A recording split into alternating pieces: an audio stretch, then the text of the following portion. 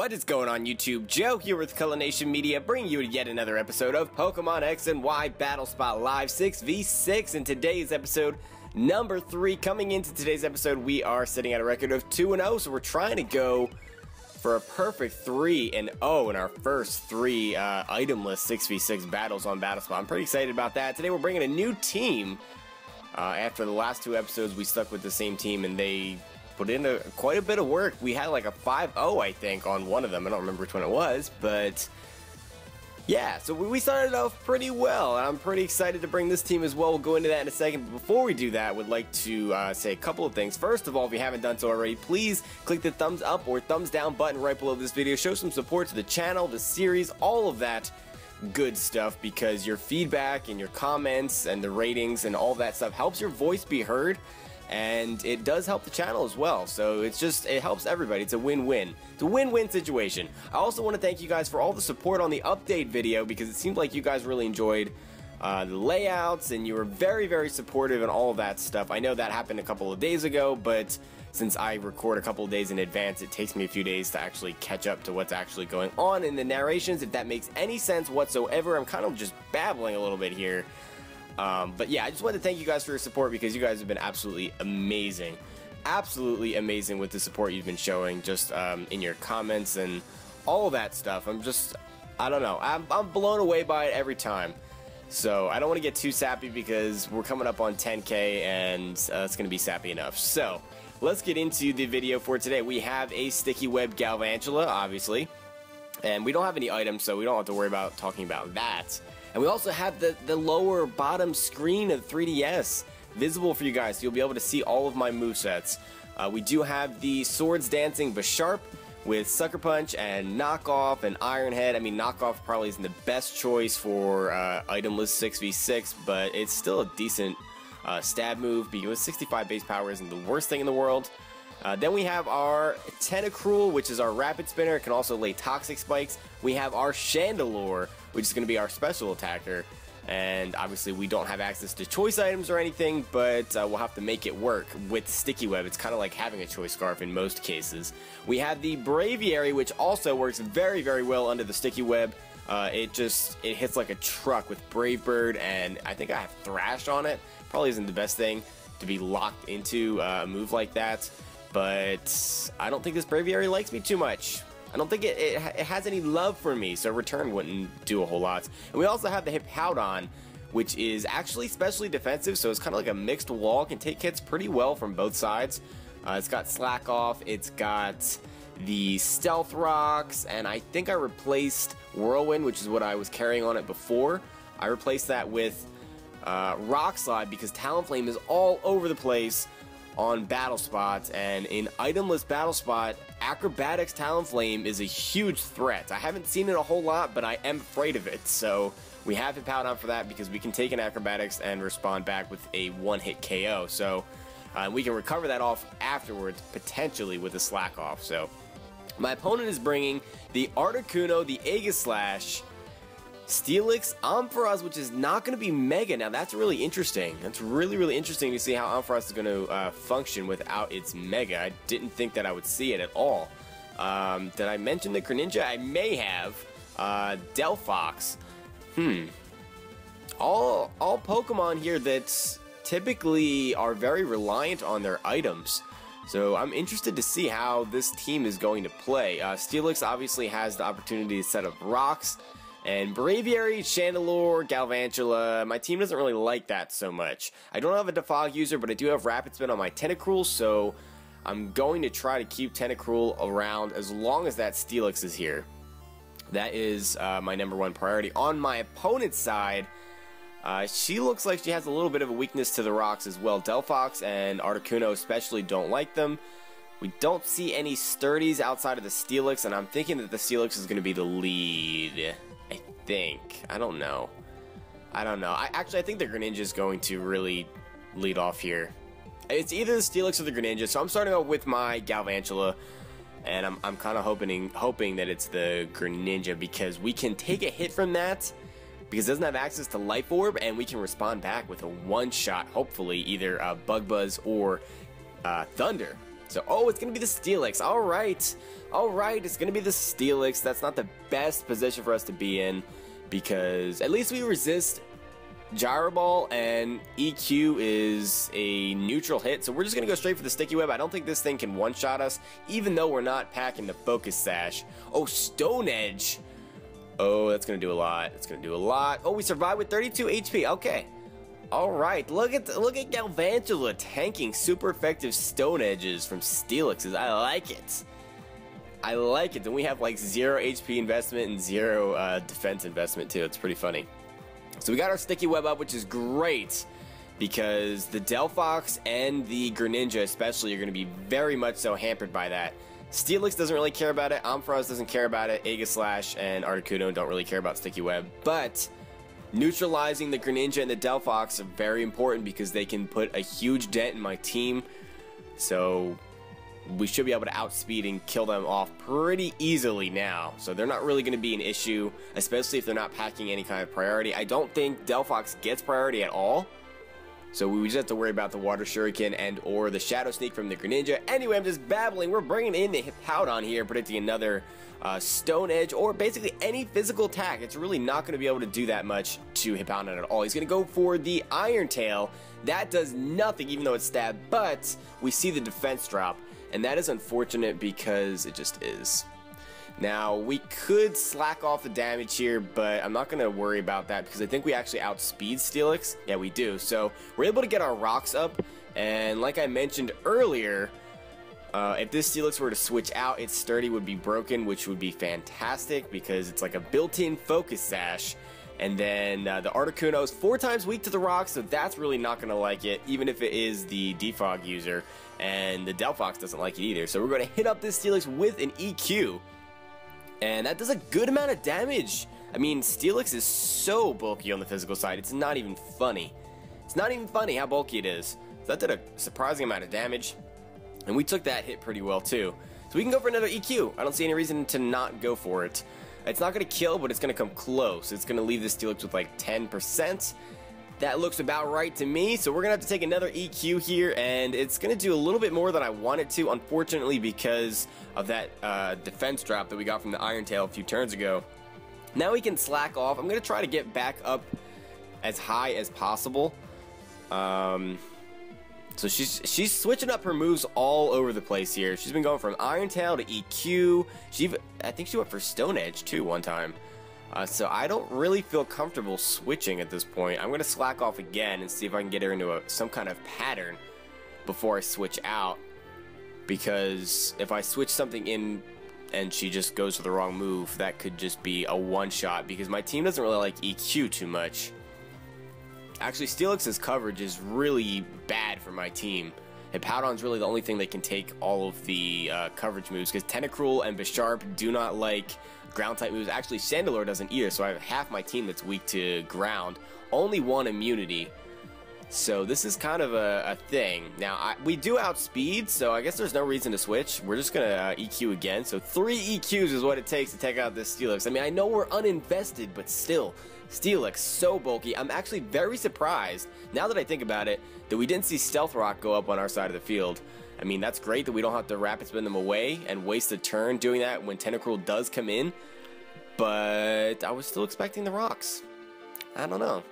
I mean, the first thing I thought, or first thing I'm thinking of right now is Assault Vest, because Assault Vest Steelix sounds like it could be decent, but we don't have items. It's itemless. It's completely itemless, so I don't know what's going on with that. I have no idea. So the Greninja's in here, took a little bit of baby damage from those Stealth Rocks, and we definitely want to get out of here, because even though we're specially defensive, Hippowdon does not want to take any kind of water-type moves at all. Not at all. So Galvantula will be able to take out this Greninja very easily because we'll outspeed thanks to the Sticky Web being up, but we can't just switch into it unless I wanted to sack it off to get a safe switch into something else. And I mean, Tentacruel could be a safe switch because I have pretty decent special defense. I should be able to take any hit this thing wants to throw our way. But I think actually what I want to do is I want to sack off the Galvantula. Galvantula doesn't do much to the rest of my opponent's team. It can't really take on the Aegislash The priority is there with the Shadow Sneak. Oh, the Hydro Pump, alright. Oh, and we avoid the attack. Galvantula is putting in so much work. And that's not even really putting in work, it's just being lucky, I guess. So now we outspeed, so we can take this thing out with anything that we wanted, I guess. I think it might actually die to a Bug Buzz because Greninja is so freaking frail. But Thunder is the safer play. I mean, I guess we could go for Volt Switch too, because it's still super effective due to the Protean making this Greninja a pure water type and all that good stuff. I mean, it would have been super effective before that. We can get a Thunder off, and it's Compound Eyes, so the chances of us missing are pretty low. Greninja goes down, and we're able to preserve this Galvantula thanks to a little bit of hacks there. I think Hydro Pump's accuracy is like 80 or 85 in that range, so I mean, it's not the craziest thing in the world that it missed, but it's a little bit inopportune. I think that's the second move that my opponent missed this match. So in comes the Delphox, going to get the speed drop due to the Sticky Web, and take 25% due to Stealth Rocks. Now, I don't know that we can one-shot this Delphox. I don't know if we can. Delphox has some decent special defense. I honestly was planning on sacking this Galvantula and getting a safe switch into Braviary to kill off the Greninja, but the hacks had different ideas. So we still have all 6 of our Pokemon. This is looking good for us. I'm not gonna lie, we're in a good position here. Not necessarily in a position where I'm positive that we're gonna win, but there's no reason to switch into anything when we're just planning on sacking this Galvantula. Anyway, we can just go for the Thunder, see how much it does. It's not enough to take out this Delphox. We're gonna get hit up with a Mystical Fire. Interesting. I believe that has a 100% chance of reducing your special attack, but it only has like 65 base power or something like that. 60, 65. It's not the most powerful move in the world, but Delphox does get stab on it, so I guess I can see why you would run it. Well, we can pretty much revenge this thing with anything that we want, because due to that Sticky Web, I don't see it outspeeding anything on my team. And Delphox does not get any kind of priority, I don't believe. So I think what I want to do here is actually I just want to go into Tentacruel. We don't have to Rapid Spin anything away. There's not really any reason to go for the Toxic Spikes either, because the Aegislash is there and that's not going to get hurt by it. And then we have the Articuno, which is just going to, you know, fly and flap his wings over those Toxic Spikes and not really care. The only thing I could really use it for would be the Ampharos, and I'm pretty confident that my team can take that on because Hippowdon is still in good health, so we should be in good shape here. In comes the Ampharos right now, is going to get caught in the Sticky Web, but Ampharos is already slow as balls, so that doesn't mean anything. That really means nothing. All that means is that Hippowdon is definitely going to outspeed. Other than that, nothing really. Now, I don't think we want to stay in here. That would be kind of silly. I think my best play is to actually switch into the Hippowdon right now.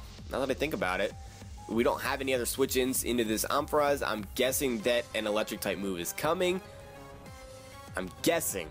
That's what I'm guessing right now. We'll see. We shall see together. There's the Sandstream, so we will get some residual damage going on my opponent's side of the field as well, so that's great. Oh, the Thunder is a thing. Thunder, Mystical Fire, Iron Tail. We have some strange moves being run by my opponent. Not strange, but just moves that you don't see every day. So that's interesting. We can go for a Slack Off here and get back up to full health. I don't think this Ampharos would have much for me other than HP Ice, and I don't see it doing that much. I really don't. I really don't. Rock Smash? Rock Smash Ampharos? Is this not a competitive team? Was I thinking that this was a competitive team this whole time and it wasn't? Or is that a misclick and you just kind of have it? I don't know why you would have Rock Smash to begin with. Unless it's an in-game team. I don't really know, but we are going to outspeed. We're going to go for the EQ. And this Ampharos is going down here. So we are in a fantastic position. We have 5 of our Pokemon to my opponent's 2. I believe she has the Aegislash and the Articuno left. Articuno is going to be severely crippled by those rocks, because she has not been able to get rid of them at all. And like I said, I think that that Articuno would be the only thing that could possibly get rid of them with the Defog, but she's going to have to take 50% in order to do that, and at this point, I don't know that it really matters. I'm guessing the Aegislash is going to come out next. Yeah, there's the Aegislash. So, it's going to get caught in the Sticky Web, but Aegislash is already pretty darn slow. All that means is that we'll be able to get an EQ off. She can go for King's Shield if she really wants to do that. Looking at the rest of my team, I don't know that there's a switch in that I really want to bring in at this point. I mean, Chandelure does have a super effective move for both of my opponent's remaining Pokemon, but switching it in on an Aegislash would not be the best thing in the world to do. Not at all. Not at all. So we can just go for the EQ. It's going to be super effective on this Aegislash, and we're going to see the King's Shield here, but EQ does not make physical contact, so our attack is not going to be harshly lowered. And that was just a waste of a turn, because it's not like my opponent's getting any kind of lefties recovery or anything, and neither am I, because we don't have any items. I need to keep saying that out loud, because I always want to make every Pokemon have an item in my head. So I need to get in the habit of thinking that these Pokemon don't have items. Hopefully that doesn't carry over into other series where items are all over the place, because that could be confusing, but I don't know. I don't know. We took that hit very well, though. And my opponent's going to go back into the shield form to do the King's Shield shenanigans. But we're still just going for EQ, so this really isn't affecting the game too much. It's just drawing it out, and I think that this is actually going to be a victory for us. Pretty sure, because this Aegislash is going to go down to an EQ here. I'm not sure why the Articuno wasn't coming in on the EQ there. I had no reason to try to predict that, though, and go for the Rock Slide. There was no reason. I have too many Pokemon remaining, and, you know, such a good lead that I need to try to play a little bit conservatively. There's no reason to be making predictions like that, which could end up turning the momentum over to the other side of the field, which I do not want. Don't want to make those critical mistakes. Out comes the Articuno now that the Aegislash is out of the way, and we can just go straight for a Rock Slide. Right? Yeah, we can go for a Rock Slide. I don't see any reason not to. This thing, I don't know that it can one-shot me. I have a lot of special defense investment. Quite a bit. Quite a bit, indeed. So we're going for the Rock Slide. There's the Blizzard, but we avoid the attack. Actually, I don't know if we were going to be able to survive that. If this thing was like max special attack, modest nature, Blizzard, that's one strong attack, but it misses, and that's like the third attack that my opponent missed this game. I'm sorry about that, but she used some low accuracy moves like Iron Tail and Blizzard, so that's kind of just what happens. Hydro Pump, not so much. It's in the 80s, but still. So that's going to be a 5-0 in our favor. That brings our record to 3-0 for the series. We're going to bring this same team again next time around. And remember, we use each team twice in the 6v6 Battle Spot series. Other Battle Spot series, I used the same team 3 times in a row. I don't know why I changed it, but I just felt like with 6v6, you get to see the Pokemon more, you get to use your entire team, so why not just have it be two matches per team and then switch it up. So, I mean, at least when it's 3v3, you can, you know, mix and match, and you get, it's a little bit fresher that way, but with 6v6, it can get stale, so 2 matches it is. Our record is 3-0. We're going to try to build on that, try to get up to 4-0 next time. I feel like that's a tall tale, but we're going to try to do it. I want to thank you all for watching, sticking with me through this video, leaving, you know, the thumbs up, the thumbs down, your comments, all that good stuff. I do appreciate it. And with that being said, I will see you all for the next episode. But until then, game on.